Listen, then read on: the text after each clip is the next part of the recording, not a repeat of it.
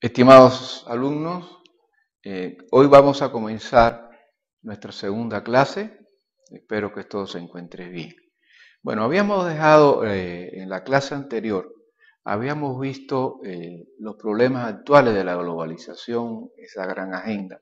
Y entonces lo que hemos querido es recorrer algunas de las regiones o las regiones del mundo y cada una con su particularidad y cómo se ven afectadas dentro de esta agenda globalizada, ¿cierto? Desde el punto de vista de la política y de la economía, de la cultura y de los grandes temas que nos ocupan en la actualidad. Hoy día me voy a ocupar pues de Europa Occidental, Europa Oriental y de Asia, finalmente. Bien, comencemos en Europa Occidental. Europa Occidental, después de la Segunda Guerra Mundial, va a ser una aliada firme y consecuente de los Estados Unidos. Lo vimos durante todo el periodo de la Guerra Fría. Y hoy en la actualidad, ya en el año 90, después de la caída del comunismo, el llamado socialismo real, pues Europa Occidental va a tratar de reubicarse y de buscar un protagonismo no tan subordinado a los Estados Unidos, pues el temor al fantasma o a la avalancha del comunismo había pasado. Hoy Europa Occidental también tiene la preocupación de los temas más acuciantes dentro de la agenda que vimos en la clase anterior. Empecemos por el Reino Unido de la Gran Bretaña.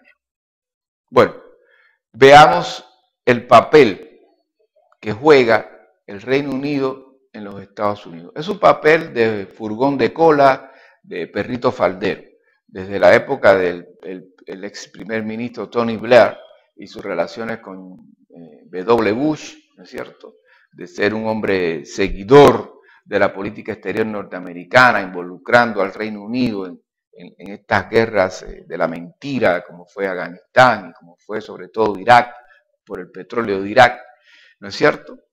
Hoy en día hay un gobierno conservador, Tony Blair era un gobierno laborista, pero realmente la diferencia no se nota en ninguno de los planos, incluyendo la política interna, y entonces hay como especie de en la Gran Bretaña hay como especie pues de un cogobierno entre los conservadores, liderados por David Cameron, que es el primer ministro, y el señor Clegg, que es un liberal que comparte el gobierno con los conservadores.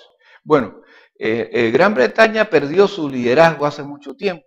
Hoy podemos decir que los ingleses o los británicos en sentido general, su política está dirigida más hacia los Estados Unidos que hacia los problemas europeos. Y lo vamos a ver después con el tema de la crisis, ¿no? El papel del Reino Unido en Europa no es relevante para nada. Los europeos están conscientes de que los británicos entran a cuestiones europeas cuando les conviene y cuando no, en realidad su política es parte de la actuación de los Estados Unidos en el mundo, ¿no? Dentro del contexto de la globalización, podemos decir que Estados Unidos no tiene un mejor amigo y más fiel aliado que el Reino Unido de la Gran Bretaña. En Europa Occidental podemos afirmar de que Europa va hacia donde vaya Francia y Alemania, que son los dos grandes líderes de la Europa. Francia tiene o basa su liderazgo en lo político y Alemania en lo económico. Es cierto que están inmersos en una crisis. En otros momentos lo hemos conversado con ustedes, en donde vemos cómo Alemania y Francia son en realidad los verdaderos guías, los verdaderos dueños de esa moneda que es el euro, ¿no? Hoy en día el euro está en crisis, está en una crisis tremenda, de su fortaleza de cambio ha bajado totalmente, ¿no? Y entonces está dado quizás, muchos plantean que es producto de la crisis de los llamados PIGS, ¿no? Es decir, de Portugal, Irlanda, Italia, Grecia y España, por sus siglas en inglés, es decir, los pigs, los puercos o los cerdos, ¿no? Curiosamente han inventado esta analogía, estas siglas para nombrar a estos países que los alemanes y los franceses le culpan de haber sido los que han provocado esta crisis económica, que en definitiva la crisis no es por estos países, sino la crisis es por el sistema. El mismo sistema, el mismo modelo económico neoliberal, que es competitivo, como bien se llama el curso, es un modelo muy competitivo y en donde, pues obviamente los más débiles quedan en el camino.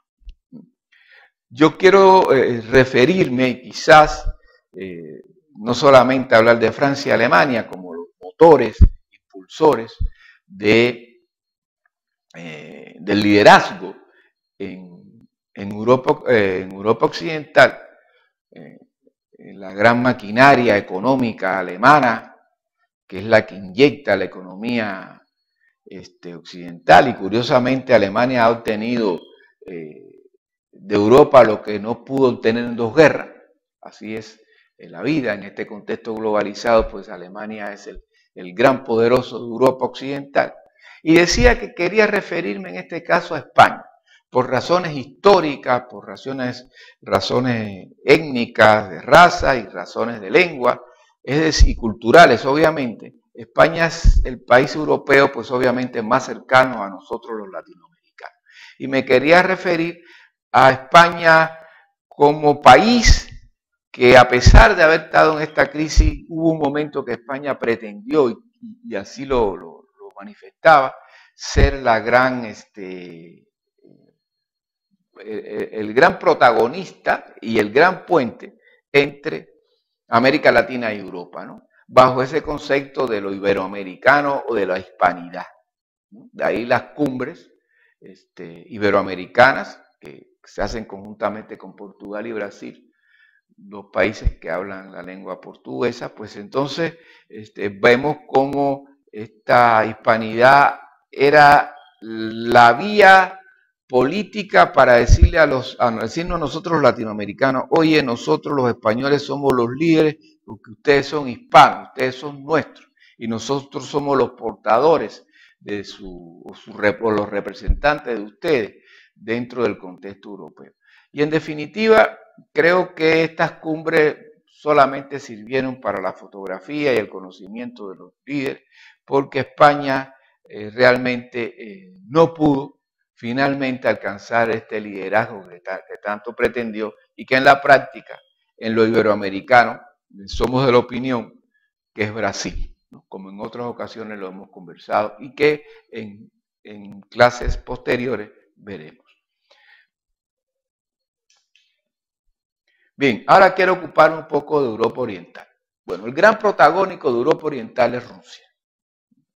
Rusia, durante toda la década del 90, después de la caída del llamado socialismo real o comunismo, quedó pues en un hoyo negro. Comenzó el proceso de globalización, Rusia tuvo que integrarse, porque como hemos hablado en otras ocasiones, la globalización es un proceso de integración en que ningún país puede vivir excluido, fuera del contexto globalizado, y Rusia se va a integrar, pero con la ventaja de que Rusia, independientemente de los años perdidos en su reubicación nuevamente como potencia, es un país excesivamente rico. Fíjense que utilizo el término de excesivo. ¿Por qué? Porque es incalculable las riquezas que hay en Siberia. Es un país en Siberia, que es uno de los territorios más vastos y grandes del mundo, hay riquezas incalculables en petróleo, en gas, en oro, y los bosques siberianos son inmensos. Es decir, que ahí Rusia tiene un potencial tremendo, unas grandes reservas.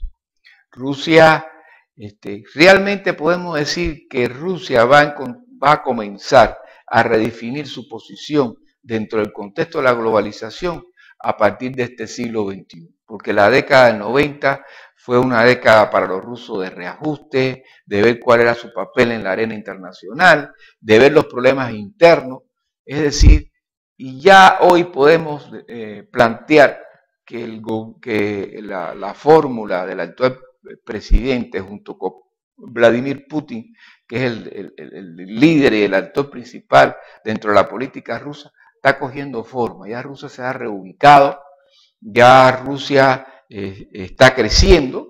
Hemos visto en otras ocasiones que hemos conversado cómo Rusia es parte de ese paquete de 5 países integrados por Brasil, China, Sudáfrica y la India, el llamado BRIC, en donde Rusia ocupa un papel protagónico y Rusia es una de las 5 potencias emergentes que en las próximas décadas serán quizás los que marquen el derrotero del mundo, ¿no? Porque ya Europa occidental, a pesar del papel protagónico de Alemania, ha pasado a un segundo plano. Solo quedaría Estados Unidos y estas 5 potencias emergentes, ¿no? Brasil, Sudáfrica, la India, China y Rusia, conjuntamente con Estados Unidos, es posible que sean los que en este proceso de globalización marquen la tendencia hacia los nuevos horizontes, hacia los nuevos caminos que nos trace la tecnología, que nos trace el adelanto, que nos trace la economía. No es menos cierto de que Rusia, sin embargo, internamente no podemos decir que las fuerzas que operan Rusia están muy de acuerdo con ciertas de las medidas de Putin de integración al proceso globalizador.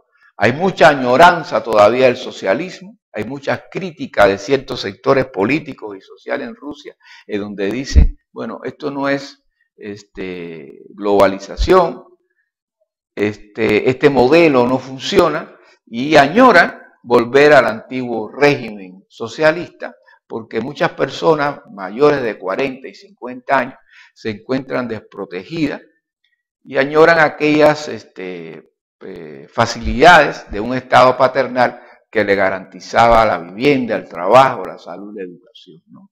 Es decir, ese es uno de los problemas que tiene. Sin embargo, repito, insisto, Rusia, la geopolítica rusa dentro del contexto globalizado se está reubicando, está marcando pautas, y esto es muy importante a la hora de contar con Rusia como un país muy importante y guía dentro de este proceso de globalización.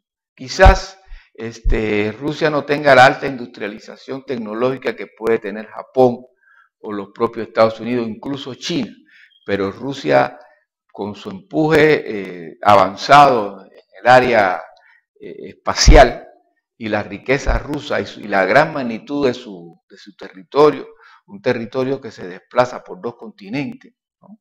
Yo siempre pongo el ejemplo, usted toma un avión en Lima a Madrid y otro toma un avión en Moscú hasta Vladivostok y llega en el mismo momento. Es decir, hay uno que tiene que cruzar continente y hay otro que solamente cruza un país y tiene la misma distancia. Es decir, un país con 9 horarios diferentes, ya ustedes pueden tomar la gran magnitud que tiene. Bueno, los rusos también han actuado de forma muy inteligente frente al fenómeno de este bloque que se está haciendo alrededor de ellos, que es un bloque que no es muy amistoso con los rusos. Ya no hay división ideológica, pero sí hay división de intereses. Los rusos están buscando y creando, ya lo están haciendo, creando un bloque de países que pertenecieron a la antigua Unión Soviética. O sea, muchas de las repúblicas soviéticas, tanto de Europa como del Oriente, pues se están nucleando alrededor de la figura y papel protagónico de Rusia. Bueno, los países socialistas de Europa Oriental, como lo fueron Polonia y la antigua República Democrática Alemana, que están integrados ahora al bloque de la Europa Oriental, pues tampoco lo han pasado muy bien, pues la Alemania comunista, al integrarse con la Alemania federal o capitalista, pues es la parte menos desarrollada y con más problemas delincuenciales y de pobreza dentro de Alemania, y Polonia otro tanto, Polonia, ese país que es la bisagra, el puente entre la Europa Oriental y la Europa Occidental, también no ha podido lograr los intereses que le competen a los polacos. Y bueno, y finalmente en Europa Oriental, creo que, y hemos asistido al tema de los conflictos que se dieron en los Balcanes, esos conflictos étnicos y raciales y religiosos, que obviamente marcaron un tiempo, finales de los 90, marcaron un tiempo y un hito dentro de la política global, el conflicto de los Balcanes, que quizás fue uno de los traumas más difíciles que se plantearon en el contexto de la globalización. Quiero ahora dedicar la última parte de esta clase a Asia, y principalmente a 4 países.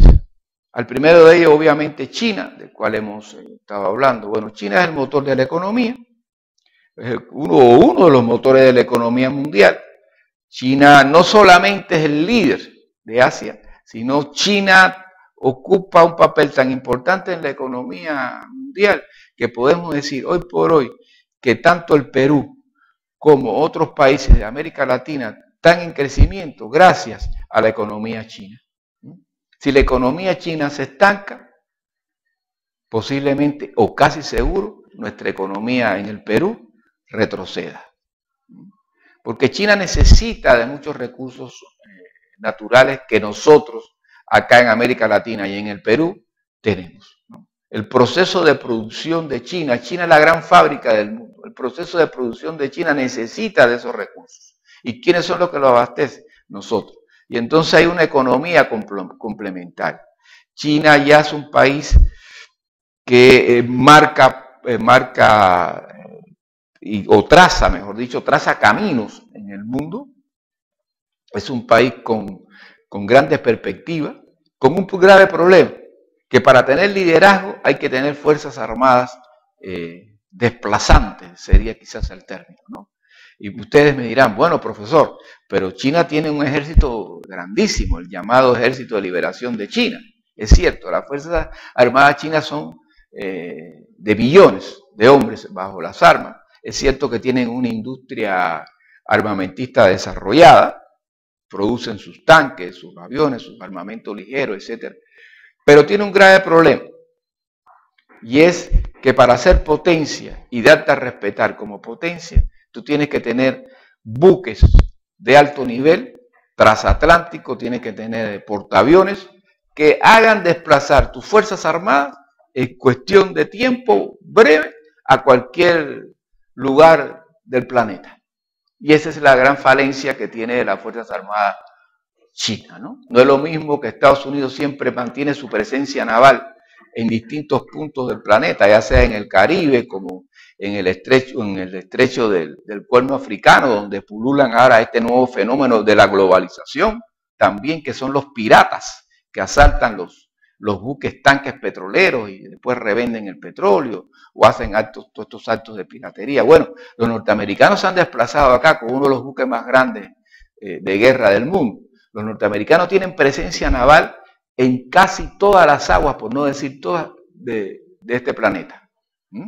Otro tanto los británicos, los rusos, los chinos no. Recién ahora han podido adquirir un portaaviones. Entonces es una falencia que tiene, que le hace falta a China como necesidad tener unas fuerzas navales desplazantes donde imponga o vaya a tener presencia para decir mis intereses los resguardo yo, ¿no es cierto?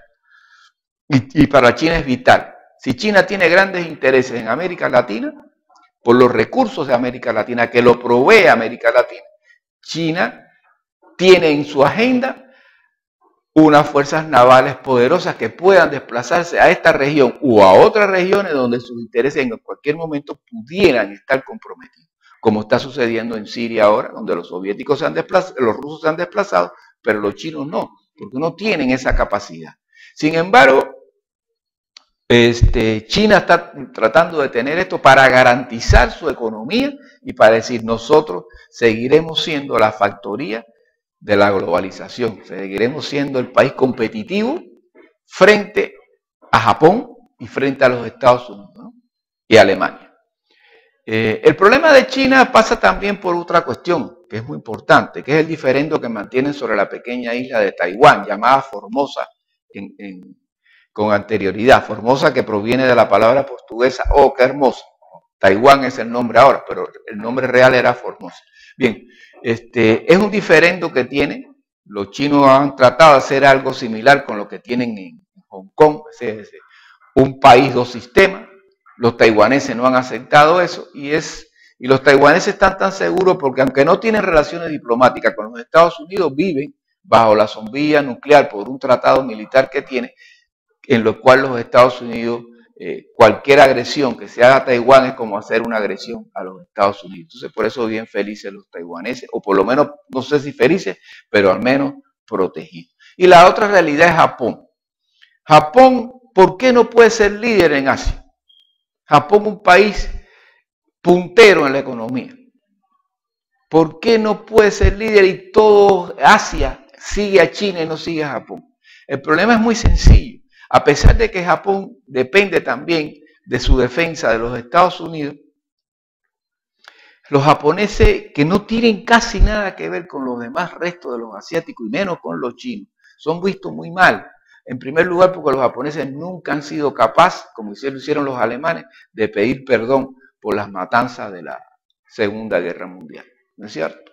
Entonces, Japón se ha consolidado en su tecnología, ya no fabrica, ya su tecnología de fábrica de automóviles, de electrodomésticos, ya la ha desplazado a otros países de la región asiática y se han dedicado más bien a las finanzas. Hoy por hoy, uno de los bancos más poderosos en el mundo son los japoneses. El capital financiero japonés recorre el mundo. Podemos encontrar acciones japonesas en todas las bolsas, de las grandes bolsas de las capitales principales del mundo. Y es ahí en donde entra la figura de Japón, el potencial financiero que tiene y cómo Japón se afianza en su gran poderío. Y finalmente quería referirme al tema de las dos Coreas, el conflicto, que esperemos que en algún momento se dé. Yo creo que puede pasar un gran periodo y que se elimine un punto candente en el mundo, dos países que literalmente están en guerra, porque lo que hay es un armisticio que lo divide el paralelo 38, y que podría ser escenario de un conflicto nuclear como puede ser el de Irak, Irán e Israel. Y por último, bueno, el ejemplo de Vietnam, país socialista, después de haber luchado durante muchos años frente a los japoneses, los franceses y finalmente los norteamericanos, se ha convertido en uno de los países que da ejemplo en cuanto a desarrollo, en cuanto a pujanza, y que tiene un espacio, ha buscado un espacio dentro del contexto asiático y dentro del mundo globalizado. Muchas gracias.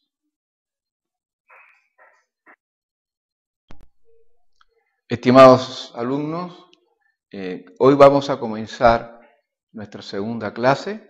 Espero que todos se encuentren bien. Bueno, habíamos dejado en la clase anterior, habíamos visto los problemas actuales de la globalización, esa gran agenda.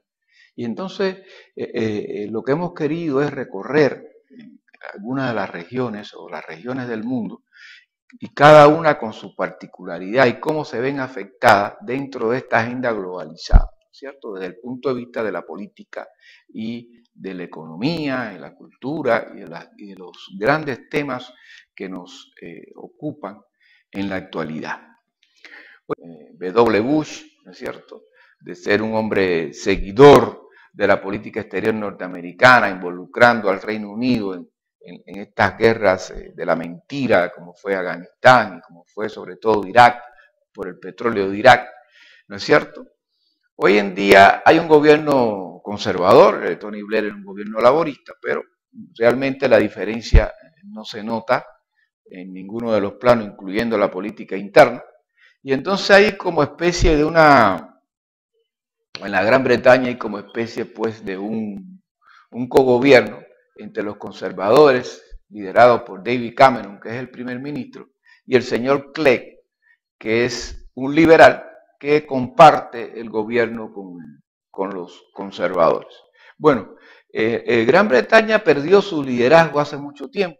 Hoy podemos decir que los ingleses o los británicos en sentido general, su política está dirigida más hacia los Estados Unidos que hacia los problemas europeos. Y lo vamos a ver después con el tema de la crisis, ¿no? El papel del Reino Unido en Europa no es relevante para nada. Los europeos están conscientes de que los británicos entran a cuestiones europeas cuando les conviene y cuando no, en realidad su política es protagonismo, no tan subordinada a los Estados Unidos, pues el temor al fantasma o a la avalancha del comunismo había pasado. Hoy Europa Occidental también tiene la preocupación de los temas más acuciantes dentro de la agenda que vimos en la clase anterior. Empecemos por el Reino Unido de la Gran Bretaña. Bueno, veamos el papel que juega el Reino Unido en los Estados Unidos. Es un papel de furgón de cola, de perrito faldero, desde la época del ex primer ministro Tony Blair y sus relaciones con... Hoy día me voy a ocupar pues de Europa Occidental, Europa Oriental y de Asia, finalmente. Bien, comencemos en Europa Occidental. Europa Occidental, después de la Segunda Guerra Mundial, va a ser una aliada firme y consecuente de los Estados Unidos. Lo vimos durante todo el periodo de la Guerra Fría. Y hoy en la actualidad, ya en el año 90, después de la caída del comunismo, el llamado socialismo real, pues Europa Occidental va a tratar de reubicarse y de buscar